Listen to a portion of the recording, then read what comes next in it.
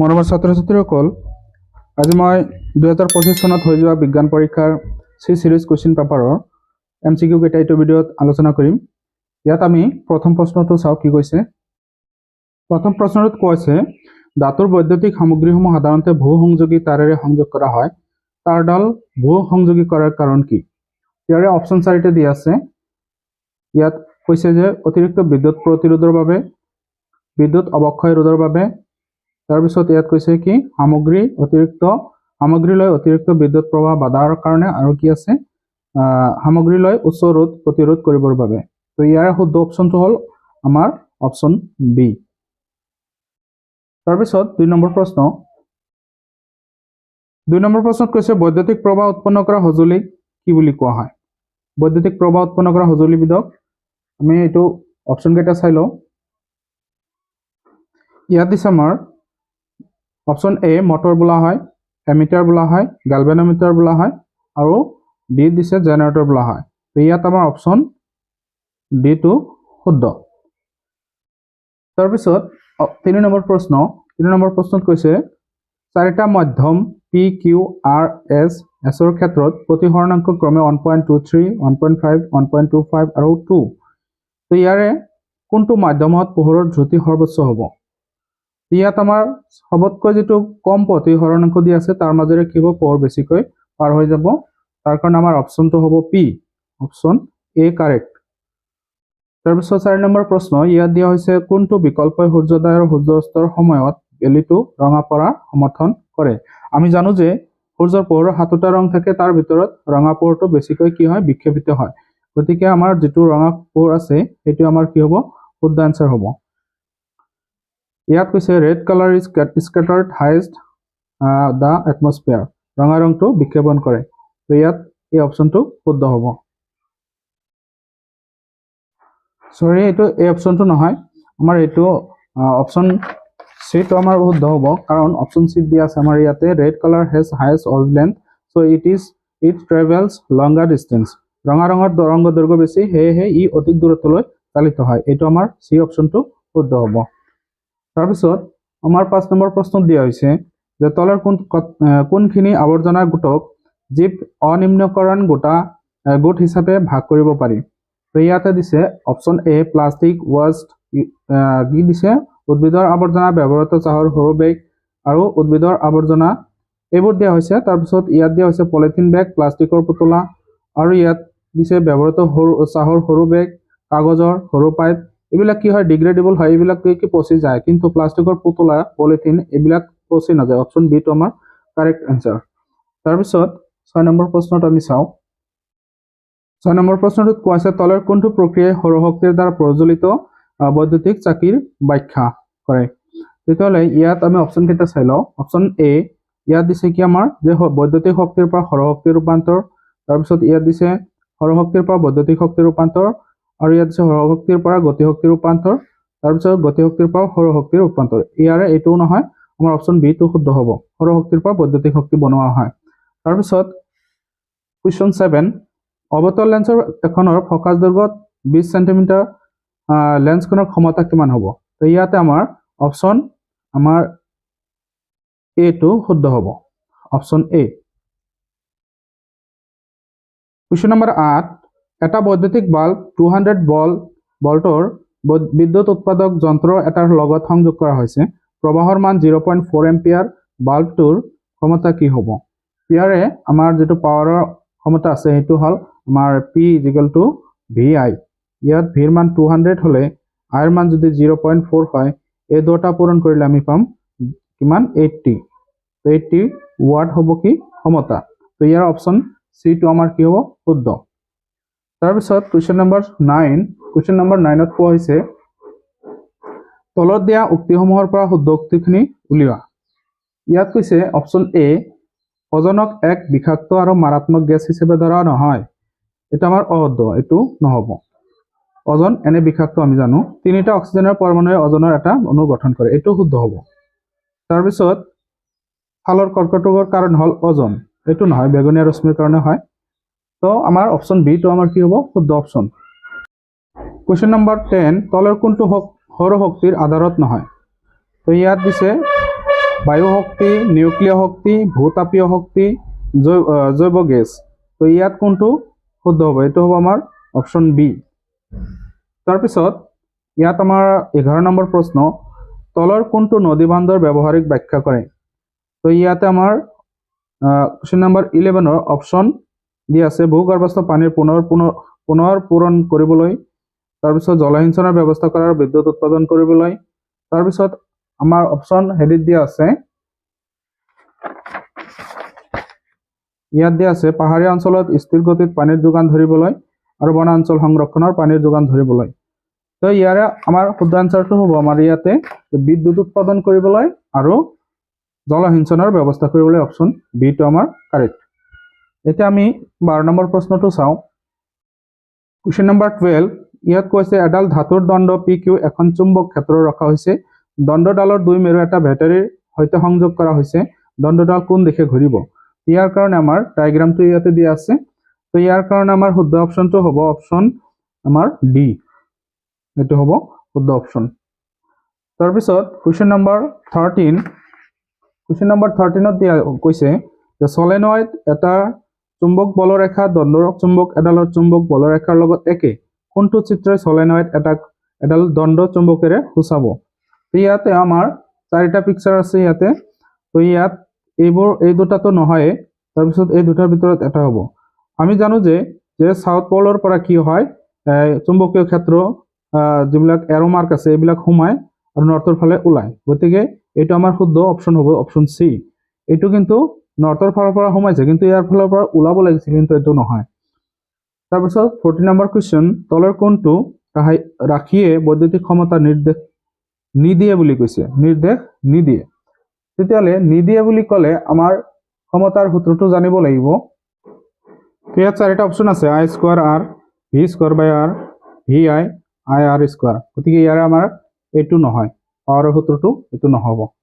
তাৰপিছত আমাৰ 15 number question, pyruvate অণু ভাঙি কাৰ্বন ডাই অক্সাইড, পানী আৰু শক্তি উৎপন্ন হোৱা বিক্ৰিয়াটো সম্পাদিত হয় কোনটো?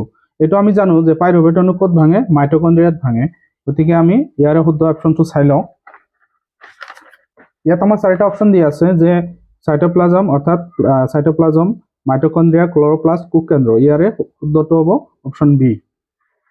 তাৰপিছত কুৱেশ্যন নম্বৰ 16ত কোৱা আছে তলত উল্লেখ কৰা কোনবিধ উদ্ভিদৰ সঞ্জীৱনী পদাৰ্থ? ইয়াতে সঞ্জীৱনী পদাৰ্থবোৰ কি আছিলে? সাইটোকাইনিন, এপচাইচিক এচিড এইবিলাক আছিলে। গতিকে ইয়াৰে সাইটোকাইনিনটো শুদ্ধ। তাৰপিছত কুৱেশ্যন নম্বৰ 17, ইয়াত দিয়া আছে অজন প্ৰজনন মুকুলোদ্গম সংগঠিত হয়। ইয়াৰে শুদ্ধ আনচাৰটো হ'ব ইষ্টটো হ'ল শুদ্ধ।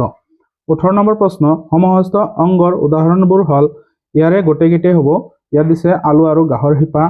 তাৰপিছত দিছে ইয়াতে আমাৰ বাহু আৰু কুকুৰৰ আগঠেং। এইবোৰ সমহস্ত, একেটা জেগাৰ পৰা, যেনে কুকুৰৰ আগঠেং আমাৰ হাত দুখন একে কামত ব্যৱহাৰ নহ'লেও কিন্তু দেখাত কিন্তু একে ঠাইৰ পৰা উৎপন্ন হৈছে এনেকুৱা লাগে।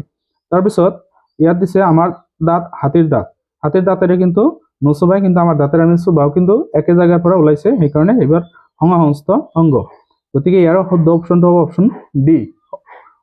ইয়াৰ ওপৰ আটাইকেইটা শুদ্ধ।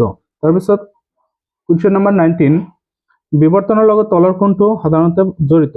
ইয়াত আমি অপশ্যন এটো শুদ্ধ, এটা চীনা স্কুলীয় ছাত্ৰ। তাৰপিছত কুৱেশ্যন নম্বৰ 20, মানুহৰ বৃক্ক দুটা কোনটো তন্ত্ৰৰ অংশ?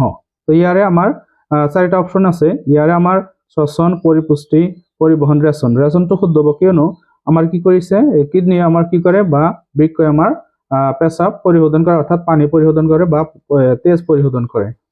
গতিকে দেহৰ পৰা অলাগতিয়াল পদাৰ্থবোৰ এক্সট্ৰাক্ট কৰি মূত্ৰৰ লগত উলিয়াই দিয়ে। তাৰপিছত কুৱেশ্যন নম্বৰ 21, আমাৰ জিনীয় সাঁচৰ পৰা আমি আভাস পাওঁ যে আমি কোনটো মূলৰ? অৰ্থাৎ আমি ইয়াৰে শুদ্ধ আনচাৰটো হ'ব আমাৰ এইফালে আছে, এছিয়ান মূলৰ দিছে, তাৰপিছত আফ্ৰিকান দিছে, তাৰপিছত ইউৰোপীয়, তাৰপিছত আমেৰিকান মূলৰ দিছে। এতিয়া এইটো হ'ব আফ্ৰিকান মূলৰ। শুদ্ধ অপশ্যনটো অপশ্যন বি। তাৰপিছত কুৱেশ্যন নম্বৰ 22, নিকেচন নহ'লে ডিম্বকোষটোৰ কি হয়? ইয়াত 4টা অপশ্যন আছে। 4টা অপশ্যন আছে কি যে তৎক্ষণাত মৰি যায়, তাৰপিছত কৈছে প্ৰায় এদিন জীৱিত অৱস্থাত থাকে, তাৰপিছত কৈছে প্ৰায় এসপ্তাহ জীৱিত অৱস্থাত থাকে, আৰু ওপৰ আটাইকেইটা বুলি কৈছে। তেতিয়াহ'লে ইয়াৰ শুদ্ধ অপশ্যনটো হ'ব এদিন জীয়াই থাকে। এইটো শুদ্ধ হ'ব অপশ্যন বি তাৰপিছত কুৱেশ্যন নম্বৰ 23 মানুহৰ ক্ষেত্ৰত সাধাৰণ সিস্টোলিক চাপৰ মাত্ৰা কিমান হ'ব এটা আমি জানো 120 mm অফ মাৰ্কুৰী তাৰপিছত কুৱেশ্যন নম্বৰ 24 ত কোৱা হৈছে যে বাদুলি আৰু চৰাইৰ ডেউকা হল কি যে বাদুলি আৰু চৰাইৰ ডেউকা এই দুটা একেটা কাম কৰে সেইকাৰণে ইহঁতে সমসংস্থ অংগ নহয় ইয়াক কি বুলি কোৱা হ'ব সমবৃত্তি অংগ অৰ্থাৎ 24 নম্বৰৰ অপশ্যন বি টু কাৰেক্ট হ'ব তাৰপিছত 25 নম্বৰ কুৱেশ্যন তলৰ কোন প্ৰজাতিৰ জীৱৰ দেহৰ গঠন বিৱৰ্তনৰ দিশৰ উচ্চ স্তৰৰ ইয়াৰ আমাৰ কোনটো হ'ব যে ব্যাকটেৰিয়া স্পাইডাৰ অৰ্থাৎ ব্যাকটেৰিয়া মকৰা মাছৰ কোনটোৰ ক্ষেত্ৰত কি হ'ব বিৱৰ্তনৰ দিশৰ উচ্চ স্তৰৰ তেতিয়াহ'লে আমাৰ 25 নম্বৰ কুৱেশ্যনৰ অপশ্যনটো হ'ব আমাৰ চিম্পাঞ্জী অপশ্যন ডি তাৰপিছত কুৱেশ্যন নম্বৰ 26 জবা সৰিয়হ আৰু আদি ফুলবোৰত পুং কেহৰ আৰু স্থিৰ কেহৰ দুটাই অংগই থাকে সেয়েহে এইবোৰ কি হ'ব একলিংগী উভয়লিংগী জোড়া কলম নে বিবংগন ইয়াৰ ক্ষেত্ৰত আমাৰ হ'ব এইটো অপশ্যন বি উভয়লিংগী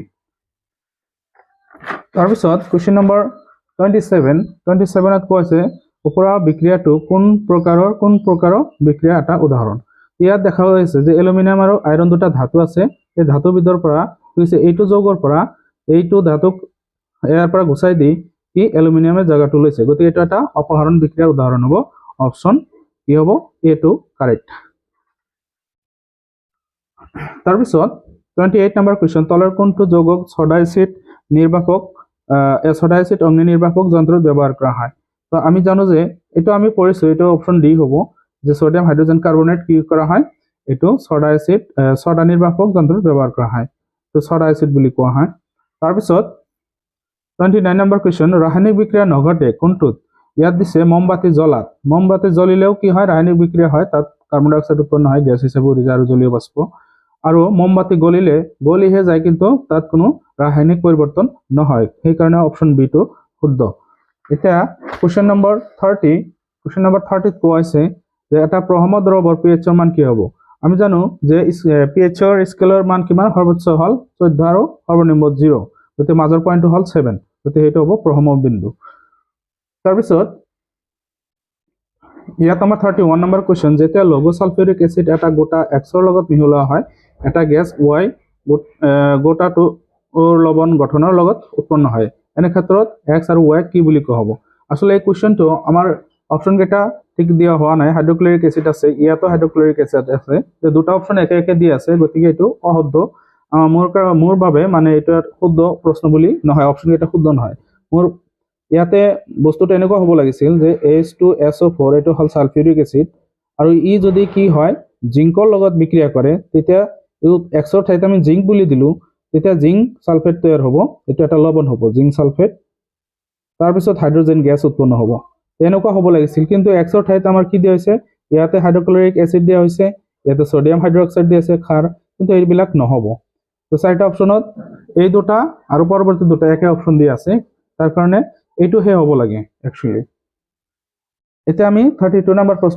প্ৰশ্নটো লৈ যাওঁ কুৱেশ্যন নম্বৰ 32 বেকিং সোডাৰ পৰা সোডিয়াম কাৰ্বনেট কেনেকৈ পাব পাৰি তো এইটো আমি অপশ্যন এ আমি জানো অপশ্যন এ টোই হ'ব কাৰণ বেকিং সোডা গৰম কৰিলে বেকিং পাউডাৰ উৎপন্ন হয় অৰ্থাৎ কি হয় কি সোডিয়াম কাৰ্বনেট উৎপন্ন হয় সৰি তাৰপিছত কুৱেশ্যন নম্বৰ 33 আইৰনে অক্সিজেনৰ লগত বিক্ৰিয়া কৰিলে তলৰ কোনটো শুদ্ধ হ'ব ইয়াৰে কৈছে যে চাৰিটা এতিয়া কথা হল যে আইৰনৰ যোজ্যতা হল কিমান আৰু অক্সিজেনৰ যোজ্যতা কিমান অক্সিজেনৰ হল আইৰনৰ যোজ্যতা হল 3 অক্সিজেনৰ হল 2 গতিকে এই দুটা ক্ৰস কৰিলে F কি হ'ব 2 Fe2O3 গতিকে এইটো হল Fe2O3 আছে আৰু 2 দুগুণে 4টা ইয়াত 4টা আইৰন আছিল আৰু 2 3 গুণ 6টা অক্সিজেন ইয়াত কিন্তু 6টা অক্সিজেন আছে যাৰ কাৰণে এইটো শুদ্ধ হ'ব গতিকে অপশ্যন ডি টু কাৰেক্ট তাৰপিছত 34 নম্বৰ কুৱেশ্যন ইয়াত কোৱা হৈছে চুৰাত বনৰীয়াকৈ বৃদ্ধি হোৱা এবিধ ঘাঁহজাতীয় উদ্ভিদ ইয়াৰ পাতবোৰ হোং থাকে দুৰ্ঘটনাবশতঃ চুলে এই হোংবোৰে বিন্ধে আৰু তেতিয়া কষ্টকৰ বিষ বেদনা হয় ইয়াৰ কাৰণ হল হোংবোৰৰ পৰা নিঃসৃত হয় ইয়াত চাৰিটা অপশ্যন আছে হাইড্ৰোক্লোৰিক এসিড মিথানোইক এসিড কি মিথানোইক এসিড আৰু ইলেক্ট্ৰিক এসিড আৰু সাইট্ৰিক এসিড ইয়াৰ ভিতৰত আমাৰ অপশন বি টো কাৰেক্ট কাৰণ চুৰাত পাতত কি থাকে মিথানোইক এসিড থাকে তাৰপিছত পাহাৰী পালঙৰ পাত লগালে হেতু ভাল পোৱা যায় বুলি কোৱা কিতাপত আছে আমাৰ তাৰপিছত ইয়াত কোৱেশ্চন নম্বৰ 35 খাদ্যবস্তু ভৰাই ৰখা পাত্ৰবোৰ টিনৰ প্ৰলেপ দিয়া হয় জিংকৰ নহয় ইয়াৰ কাৰণটো কি হ'ব তো 35 ৰ আমাৰ শুদ্ধ আনসাৰটো হ'ব অপশন এ ইয়াত কি হৈছে zinc is more reactive than tin zinc টিনতকৈ অধিক সক্ৰিয় অপশন এ টো শুদ্ধ কোৱেশ্চন নম্বৰ 36 লৈ যাও আমি কোৱেশ্চন নম্বৰ 36 ত কোৱা হৈছে যে 24 কেৰেট বিশুদ্ধ সোণ বৰ কোমল হে বিশুদ্ধ সোণৰ গহনা তৈয়াৰ কৰা অসুবিধাজনক ইয়াৰ টান কৰিবলৈ 22 কেৰেট সোণ দুই ভাগ ড্যাশ সংকৰিত কৰা হয় অৰ্থাৎ ইয়াত দুই ভাগ কি সংকৰ ধাতু অৰ্থাৎ ধাতু মিক্স কৰা হয় সংকৰিত কৰা মানে মিক্স কৰা হয় তেতিয়াহলে ইয়াত আমাৰ শুদ্ধ অপশনটো হ'ব সিলভাৰ বা কপাৰ বা টিন সিলভাৰ বা জিংক কপাৰ বা এলুমিনিয়াম ইয়াৰ শুদ্ধ অপশনটো হ'ল অপশন এ অৰ্থাৎ 36 ৰ অপশন এ টো শুদ্ধ 37 নম্বৰ কোৱেশ্চন ইয়াত কোৱা হৈছে যে লঘু এচিডৰ পৰা অধাতুয়ে হাইড্ৰোজেন প্ৰতিস্থাপিত কৰিব নোৱাৰে ইহতে হাইড্ৰোজেনৰ লগত বিক্ৰিয়া কৰি উৎপন্ন কৰে কি উৎপন্ন কৰিব ইয়াতে হাইড্ৰেট উৎপন্ন কৰে অৰ্থাৎ অপশন বি অৰ্থাৎ হাইড্ৰোজেন অক্সিজেন আঁতৰাব নোৱাৰিলে হাইড্ৰেট হে গঠন কৰিব 38 নম্বৰ কোৱেশ্চন ৰন্ধনৰ সময়ত ব্যৱহৃত বৰ্তনৰ তল ফলে কলা পৰে কিয়নো কাৰণটো আমি জানো যে কি হয় যেবোৰ ইন্ধন সম্পূৰ্ণৰূপে দহন হয় হিয়তে কলা ধোৱাৰ সৃষ্টি নকৰে বা এলান্দৰ সৃষ্টি নকৰে আৰু যিবোৰে কমকৈ পুৰে সেই কাৰণে হিয়তে কি কৰে কলা ধোৱা পৰে বা কলা পৰে তেতিয়া এলান্দৰ সৃষ্টি কৰে ইয়াৰ ভিতৰৰ অপশন আছে ইন্ধনটো হিক্ত অৰ্থাৎ ওয়েট তাৰপিছত খাদ্য ভালদৰে নিহিজিলে ওয়েট মানে হল এইটো যে হেমেকা থাকিলে অৰ্থাৎ পানী মিশ্ৰিত থাকিলে ইন্ধনটো তেনেকুৱা আৰু খাদ্য ভালদৰে নিহিজিলে এটো নহয় ইন্ধনটো সম্পূৰ্ণৰূপে দহন নহয় তেতিয়াহে কি হয় কলা পৰে তাৰপিছত কোৱেশ্চন নম্বৰ 39 ইয়াত কোৱা হৈছে পৰ্যাপ্ত তালিকাত স্থান বিবেচনা কৰি তলৰ মৌল কেইটাৰ কোনটো আটাইতকৈ বেছি ধাতব ধৰ্মী হ'ব বুলি অনুমান কৰিব পাৰি পৰ্যাপ্ত তালিকাত স্থান বিবেচনা কৰি তো ইয়াৰে আমাৰ চাৰিটা দিছে গেলিয়াম জাৰ্মেনিয়াম আৰ্ছেনিক সেলেনিয়াম তো ইয়াতে অপশন এ টো কাৰেক্ট তাৰপিছত কোৱেশ্চন নম্বৰ 40 কোৱেশ্চন নম্বৰ 40 কোৱা হৈছে যে বৰণ এটা অধাতু আৰু পৰ্যাপ্ত তালিকাত বৰণৰ স্থান হল বৰ্গ 13 আৰু পৰ্যায় 2 তেন্তে ইয়াত কৈছে বৰণ কেনেকৈ বেলেগ বেলেগ মৌলৰ সৈতে বান্ধনী গঠন হ'ব ইয়াতে কৈছে বৰণ যেহেতু আমাৰ 5 নম্বৰ মৌল গতিকে ইয়াৰ কি 5টা ইলেক্ট্ৰন আছে 5টা ইলেক্ট্ৰনৰ ভিতৰত দুটা প্ৰথম খলত যাব আৰু তিনিটা বাকি থাকিব তো তিনিটা থাকিলে সেই তিনিটা ইলেক্ট্ৰনে ভাগ বতৰা কৰিব অৰ্থাৎ অপশন বি ইজ কাৰেক্ট তাৰপিছত 41 নম্বৰ কোৱেশ্চন আধুনিক পৰ্যাপ্ত তালিকাত পৰ্যায়ৰ দিশে যোগ্যতাৰ প্ৰৱণতা কি হ'ব এইটো হ'ব আমাৰ কি যে ইয়াত দিছে অপশন এ ই বাওফালৰ পৰা সোঁফাললৈ বাঢ়িব আকৌ কৈছে ই বাওফালৰ পৰা সোঁফাললৈ কমিব এইটো ঠিকই আছে কিন্তু একেবাৰে শুদ্ধটো হ'ব এইটো আমাৰ অপশন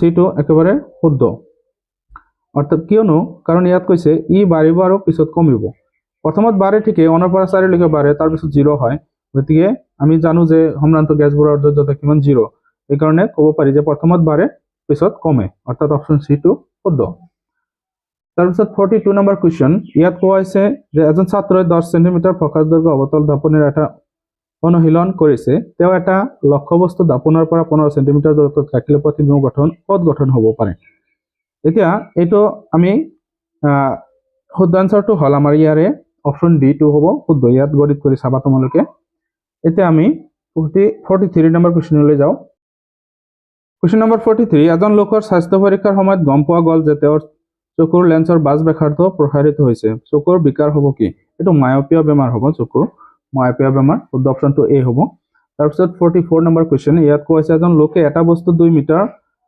দূৰত্বৰ ওপৰত ৰাখিলে ভালদৰে দেখা নাপায় চকু এই বিকাৰ নাইকিয়া কৰিবৰ বাবে লেন্সৰ ক্ষমতা ব্যৱহাৰ কৰিব লাগিব কোনটো হ'ব ইয়াৰে শুদ্ধ অপশনটো দিয়া আছে এই অপশনত দিয়া আছে -0.5 ডায়োপ্টাৰ প্লাস 0.5 ডায়োপ্টাৰ -0.2 ডায়োপ্টাৰ আৰু প্লাস 0.2 ডায়োপ্টাৰ ইয়াৰ ভিতৰত কোনটো শুদ্ধ হ'ব 44 অপশন এ টো কাৰেক্ট তাৰপিছত ইয়াত এটা তালিকা দিয়া আছে 45 নম্বৰ কোৱেশ্চনছ ইয়াত কৈছে যে এই তালিকাটো আমি এইফালে যাওঁ যে উমৰ সূত্ৰ ভি ইকুৱেল টু আই আৰৰ অধ্যয়নৰ পিছত এজন ছাত্ৰই তলৰ তালিকাখন প্ৰস্তুত কৰিছে তো ইয়াত 0.4 আৰু 0.1 অৰ্থাৎ বল দিয়া আছে 0.4 আৰু এম্পিয়াৰ দিয়া আছে প্ৰবাহ দিয়া আছে 0.1 এতিয়া ইয়াক যদি 2 বঢ়াও হয় ই 8 হয় অৰ্থাৎ 2 গুণ বাঢ়ি যায় ইয়াক 2 গুণ বাঢ়ালে ইও 2 গুণ বাঢ়ি যায় তেতিয়াহ'লে ইয়াত 3 গুণ বঢ়োৱা হৈছে কাৰণ 3 ৰ পৰা 3 4 গুণ 12 হ'ব তেতিয়াহ'লে ইয়াত 3 হ'ব x ৰ ঠাইত 3 হ'ব 0.3 হ'ব ইয়াত কি হ'ব 0.3 তাৰপিছত ইয়াত যদি 5 থাকে 5 ৰ লগত 4 পূৰণ কৰিলে কিমান হ'ব 2 হ'ব অৰ্থাৎ ডাইৰেক্ট 2.0 হ'ব অৰ্থাৎ 0 পিছত এই পইণ্টৰ পিছত 0 ভ্যালু নাই তাৰ কাৰণে ডাইৰেক্ট 2 হ'ব গতিকে ইয়াত অপচন কেইটা চাই লওঁ আমি অপচন এ টো শুদ্ধ হ'ব কাৰণ ইয়াত 0.3 x ৰ ঠাইত দিয়া আছে আৰু 2 আছে y ৰ ঠাইত গতিকে এইটো শুদ্ধ অপচন গতিকে এইখিনি আছিল আমাৰ টোটাল 45 টা কোৱেশ্চন এমসিকিউ গতিকে ভিডিওটো আজি ইমানতে সামৰিছো যদি ভিডিওটো চাই ভাল লাগে আৰু পৰৱৰ্তী কোৱেশ্চনৰ কাৰণে আমাৰ চেনেলটো সাবস্ক্ৰাইব কৰি ৰাখক ধন্যবাদ